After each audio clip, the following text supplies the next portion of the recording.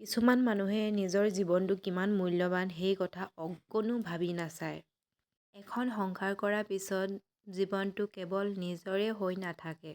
এগৰাকী মাতৃয়ে জীৱনত একো বস্তুলৈকে ভয় নকৰে। মানুহে ভাবিব পাৰে যে ভয় কৰিব বা ভয় খুৱাম, সেইটো কিন্তু একেবাৰে মিছা কথা। এগৰাকী মাতৃয়ে জীৱনত নিজৰ সন্তানৰ কাৰণে একো হ'লে ভয় নকৰে। আৰু ইয়াত চাওকচোন, এয়া হৈছে আমাৰ অতি মৰমৰ শিৱ বাবাৰ, যিহেতু শিৱৰাত্ৰি আহি আছে আৰু শিৱ বাবা মন্দিৰত আহিছিলোঁ। এনেকৈ তিল দি আছোঁ দেই, এয়া চাওক।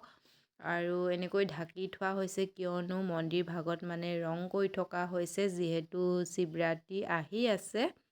এগৰাকী মাতৃয়ে মাত্ৰ মৃত্যুলৈহে ভয় কৰে, কাৰণ মৃত্যুৰ পিছত তেওঁ সন্তানটিক কোনে চাব বা কোনে চোৱা চিতা কৰিব, এই কথাটোক লৈহে এগৰাকী মাতৃয়ে বহুত বেছি ভয় কৰে।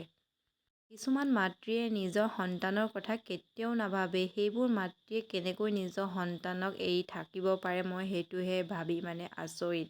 আৰু এয়া চাওক, মই বেলপাত অৰ্পণ কৰি আছোঁ, অপৰাজিতা ফুল। যিহেতু সোমবাৰ হয়, গেলেৰীত মানে মোৰ ভিডিঅ'বিলাক একদম ফুল হৈ আছে, তো আজি আপোনালোকৰ আগত দি দিলোঁ। তো বাই বাই।